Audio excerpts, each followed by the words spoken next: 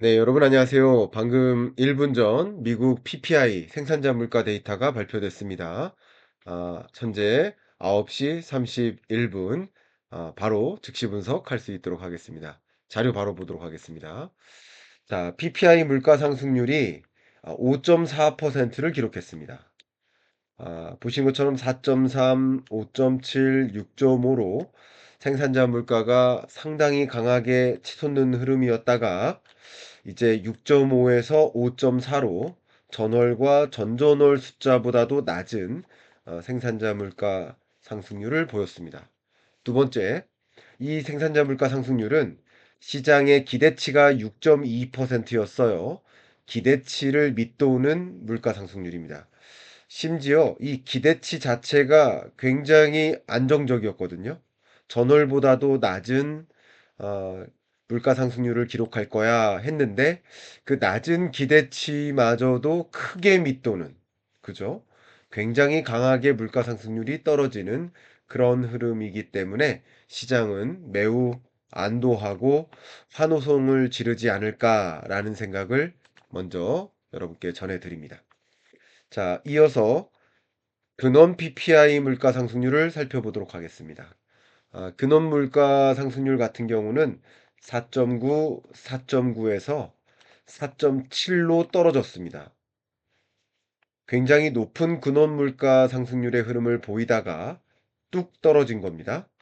그리고 시장의 기대치는요, 4.9에서 5.2% 레벨로 올라갈 거라고 생각했었거든요. 그러니까 시장의 기대치마저 큰 폭으로 밑도는, 이른바 물가 지표가 어닝 서프라이즈격인 그런 물가 실적 데이터가 발표된 것이다. 이렇게 말씀을 먼저 드리겠습니다. 이제 왜 이렇게 나왔는지 여러분께 분석적 의견을 드리고요. 어제 CPI 데이터에 이어서 PPI 데이터마저 물가가 확실히 안정화되네, 물가가 안 튀네 라는 흐름을 보여줬는데 왜 그런지 의견을 드리고, 그리고 오늘 발표된 이 PPI 데이터는 실제 시장에 어떤 영향을 미칠지까지도 분석적 의견을 드리도록 하겠습니다. 그리고 끝으로 실제 7월 말에 있을 FOMC 회의 때는 금리를 어떻게 할 것인가 하는 의견마저 제가 드리도록 하겠습니다. 먼저 제가 그동안 뭐라고 말씀드렸냐면, 만약에 미중 간의 정상회담이 성공적으로 개최되어서 미국의 요구와 중국의 요구가 딱 맞아떨어지는 부분이 일치가 된다면, 그러니까 시진핑 주석은 미중 정상회담 때 뭐를 요구했을까요? 예를 들어서 관세 좀 0으로 내려놔. 나 미국 수출 좀 많이 할 거야. 라는 요구를 분명히 했을 것이고, 트럼프 대통령은 역시 중국산 생필품을 그때부터 적극적으로 들여와서 소위 물가 상승률의 레벨을 떨어뜨리고 싶은 의지가 있다라고 그 당시에도 여러 차례 말씀을 드렸죠. 그러면 그것을 제가 지금 검증해 드려 볼까 합니다. 일단 자료를 보시는 것처럼 미중 정상회담 때 무슨 논의를 했을까? 우리 이 부분 생각해야 됩니다. 근데 제가 왜 이런 말씀 드렸냐면, 트럼프 대통령의 중간선거 전략상 5월 미중 정상회담을 계기로 중국으로부터 저렴한 생필품을 대거 수입해 들어온다면 관세는 관세대로 0으로 낮추고, 그리고 생필품을 대거 들여온다면 물가 상승률의 레벨이 크게 떨어질 수 있다.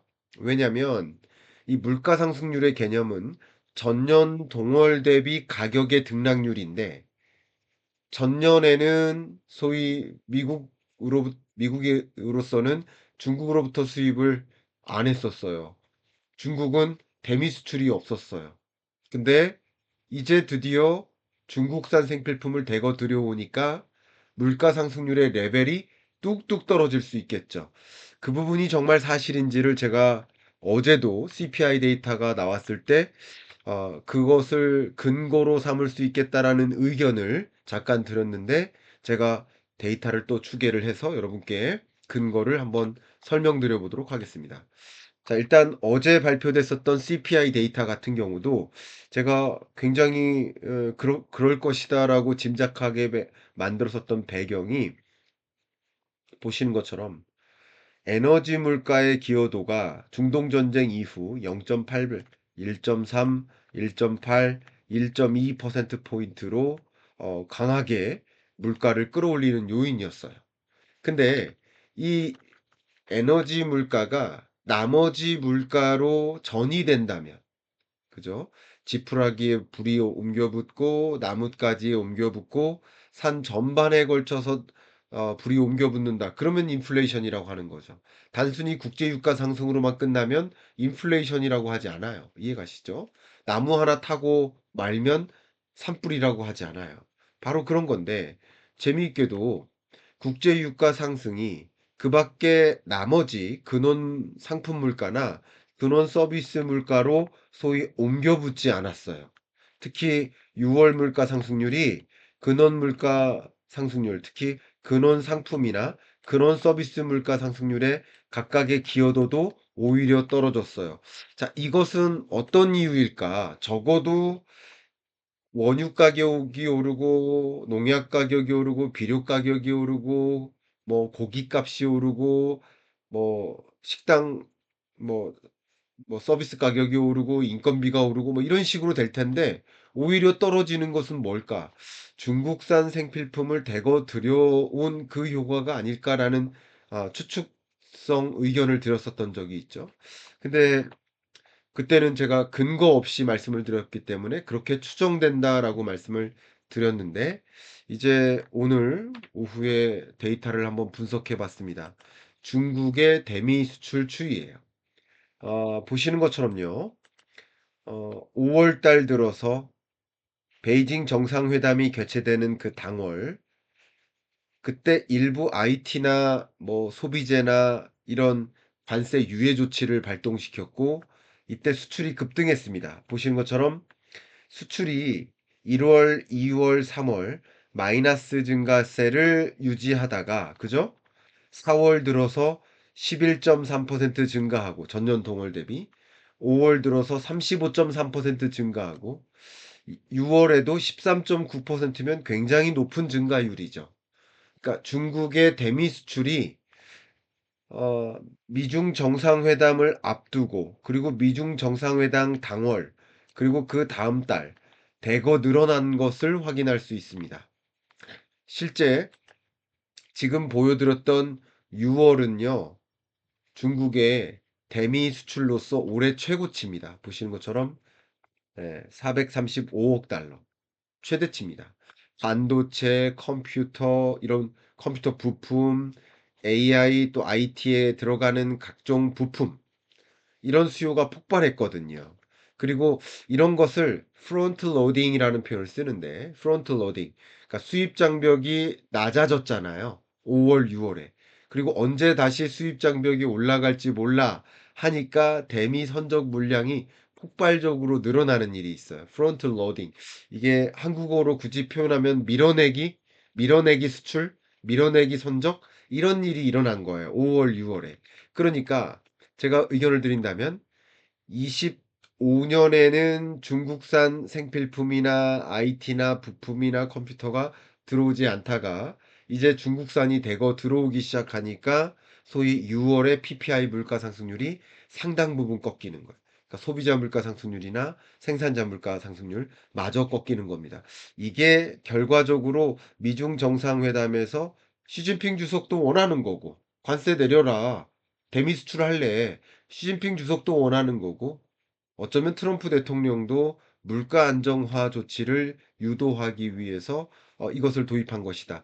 그래서 국제 유가만 급등하지 않는다면 중동 전쟁의 전개가 다소 완화되는 격화된 분위기가 완화되는 국면으로 간다면 사실 7월, 8월, 9월 물가 상승률은 더 안정화될 수도 있겠다라는 기대는 해볼 수 있는 거죠. 그래서 이런 관점에서 결국 미중 정상회담에 거기서 얻어낸 그 딜로서 물가 안정 효과를 이룬 것이고 또 그때 시진핑 주석은 중국은 미국으로부터 뭐를 사들이기로 했어요?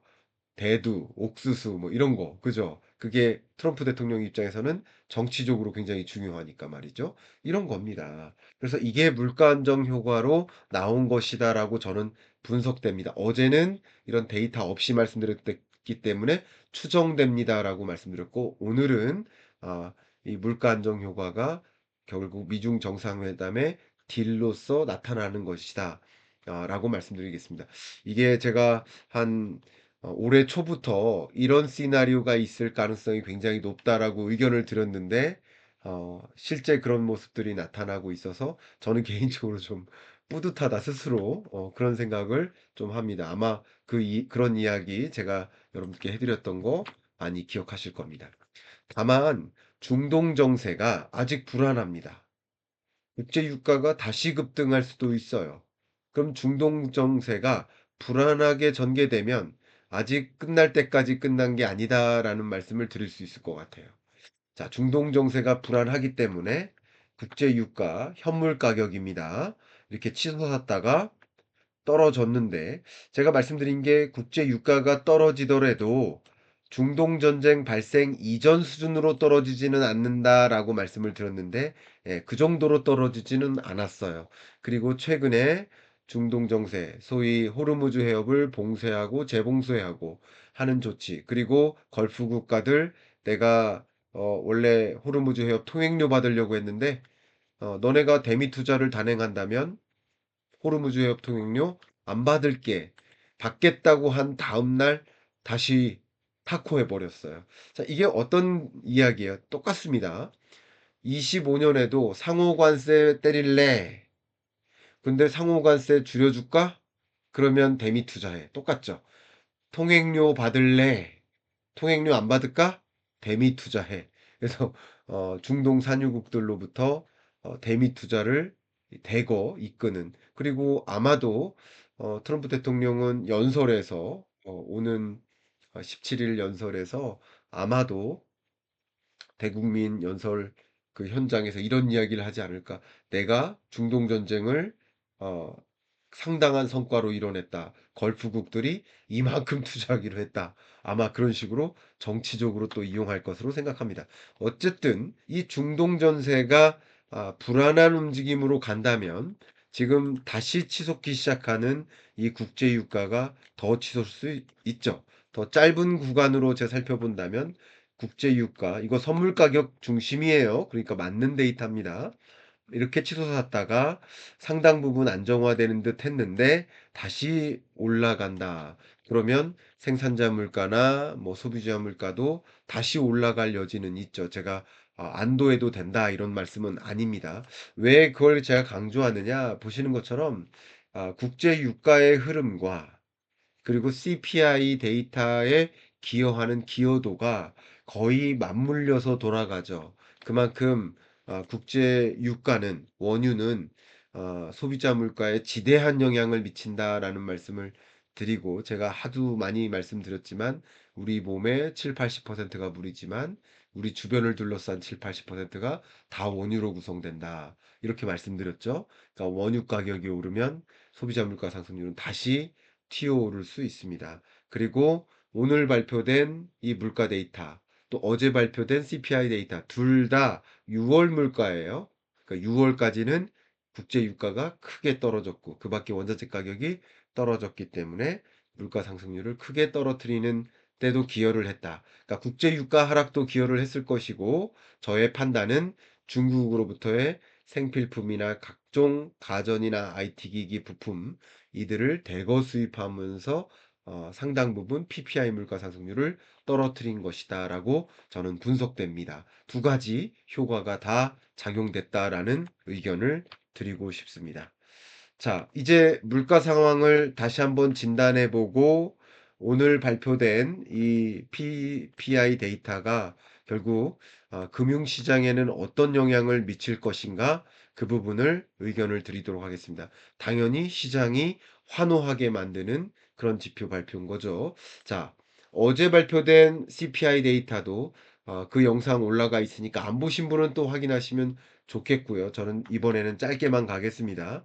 물가 상승률이 4.2까지 치솟는 흐름이었다가 쭉 내려오죠.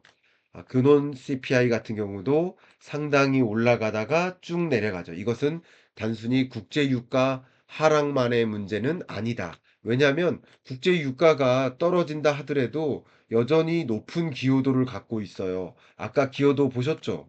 그러니까 국제유가 하락 때문에 소위 이게 잡힌 것이다라고 해석하면 저는 안 된다고 생각합니다. 보시는 것처럼 에너지 물가의 기여도는 0.8, 1.3, 1.8, 1.2 여전히 높아요. 물가 상승을 견인하는 거예요. 왜? 이 모든 물가 상승률의 개념은 전년 동월이기 때문에, 그러니까 5월 국제유가보다 6월 국제유가가 떨어진 게 중요한 게 아니라 여전히 25년 6월 국제유가보다 26년 6월 국제유가의 레벨이 높아져 있다고요. 그 밑으로 떨어지진 않는다고요. 그러니까 여전히 물가 상승을 견인해요. 그러니까 물가 상승률을 상당 부분 떨어뜨린 데는 저는 아까 말씀드렸던 중국산 생필품이 대거 들어왔기 때문이다라고 해석적 의견을 드립니다. 그리고 그런 관점에서 방금 말씀드렸던 CPI 물가 상승률이 떨어진데도 기여를 한다라고 말씀드립니다. 그리고 각 IB들의 물가 상승률 전망치도 3월, 4월 들어서 물가 상승률이 정점을 3월, 3분기, 4분기 들어서 말이 계속 꼬이네요. 양해 부탁드립니다. 정점을 찍었었던 이각 CPI, 근원 CPI, PC, 근원 PC 모두 하향 안정화되는 추세하에 있다라고 IB도 생각을 하고 있기 때문에 이렇기 때문에 저도 말씀을 드렸고 IB들도 평균적으로 금리 인상을 가정하진 않는다. 저도 미국 같은 경우는 올해 연내 금리 인상은 없다라고 생각을 하는 겁니다. 다만 금리 인상에 대한 우려, 경계감이 고조됐었던 것이다. 이렇게 물가 상황에 대한 진단을 마무리하겠습니다. 자, 그러면 결국 금리 인상할지도 몰라 하는 경계감이 떨어졌겠죠. 금리 인상 절대 안 할 거야 이렇게 믿겠죠. 활용 정점이라고 제가 어제 CPI 데이터 분석할 때 표현까지 해드렸죠. 활용 정점을 찍는 것이다. 그리고 국채 금리도 크게 떨어질 것이고 달러 인덱스도 크게 떨어질 것이라고 보는데 한번 살펴보도록 하겠습니다. 자, 이 데이터는 페드워치상에서 이 PPI 데이터가 발표되기 전 단계의 금리 인상 가능성입니다. 아마도 16.6%로 금리 인상하겠지. 7월 말일 날. 금리 동결할 가능성이 훨씬 높아. 이런 생각이었을 겁니다. 근데 아마 지금쯤에는 페드워치상에서 지금 업데이트하고 있어요. 더 올라갔을 겁니다. 네, 맞네요. 보시는 것처럼 90%, 90% 확률, 91% 확률로 금리 동결할 거야. 금리 인상할 가능성은 거의 희박해. 라고 시장은 대대적으로 믿고 있는 거죠. 이게 바로 시장에서는 환호하는 대목입니다. 이제 10년물 국채금리 볼까요? 10년물 국채금리도 보시는 것처럼 쭉 떨어졌죠.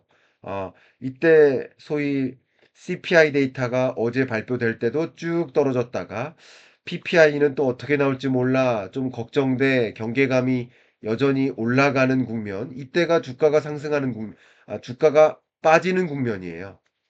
그러다가 다시 PPI 데이터로 활용 정점을 찍으면서 쭉 국채 금리가 떨어지죠.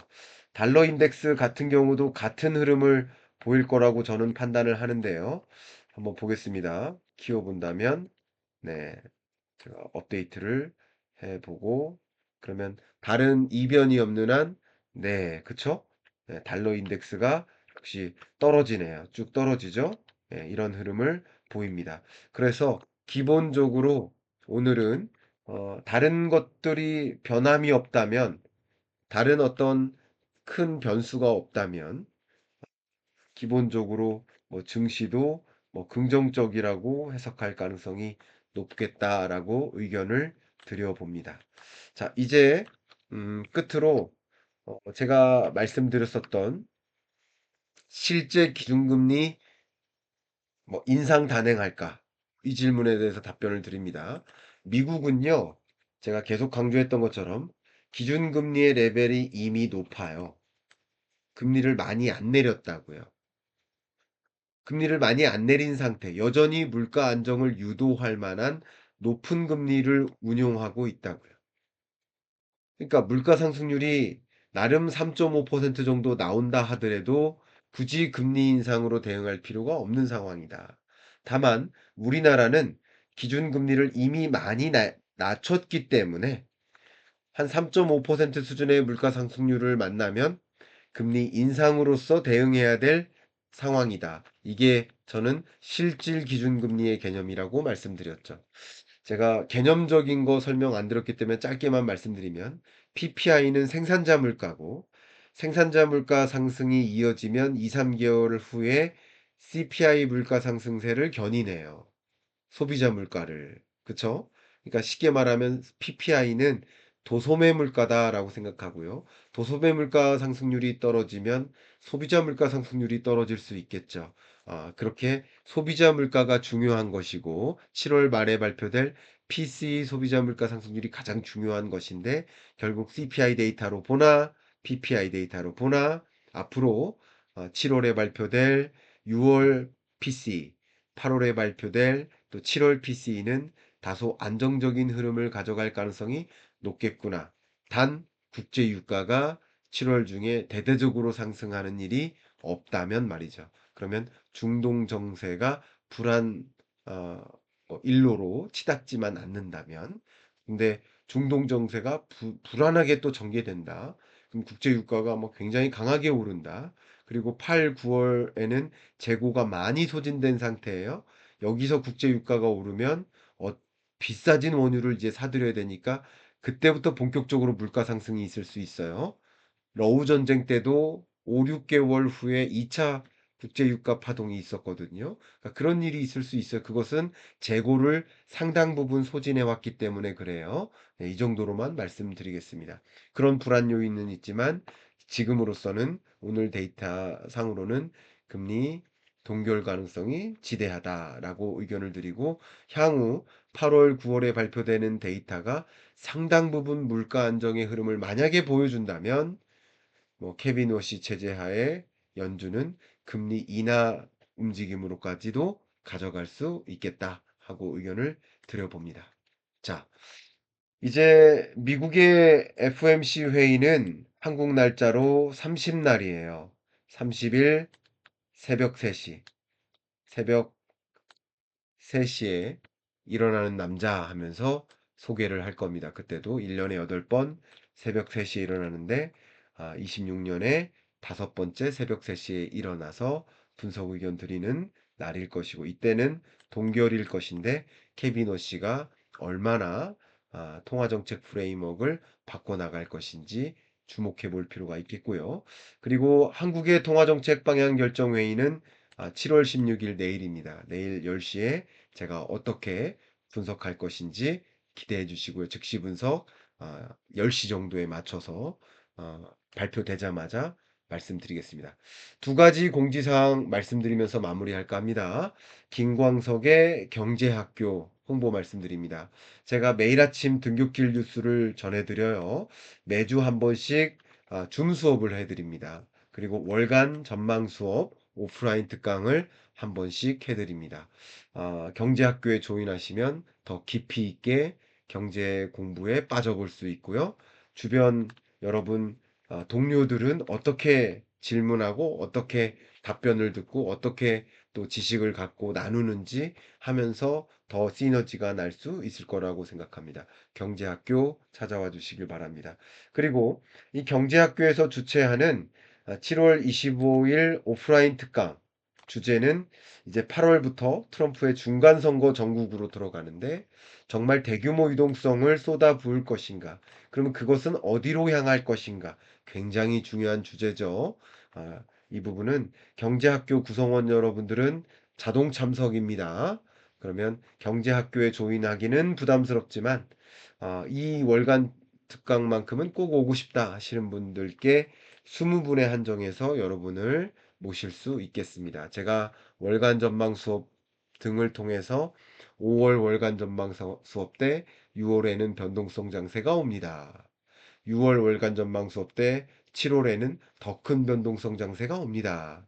라고 말씀을 드렸어요. 실제 조정 국면이 이렇게 왔죠. 그러면 7월 말에는 8월을 이제 대규모 유동성 장세라고 이야기 지금 드리고 있는데 진짜일지 아닐지 한번 확인해 주시면 어떨까 의견 드리면서 이상 마무리하고요. 내일 아침 한국은행 금리 결정 회의 결과를 가지고 다시 즉시 분석으로 찾아뵙도록 하겠습니다. 감사합니다.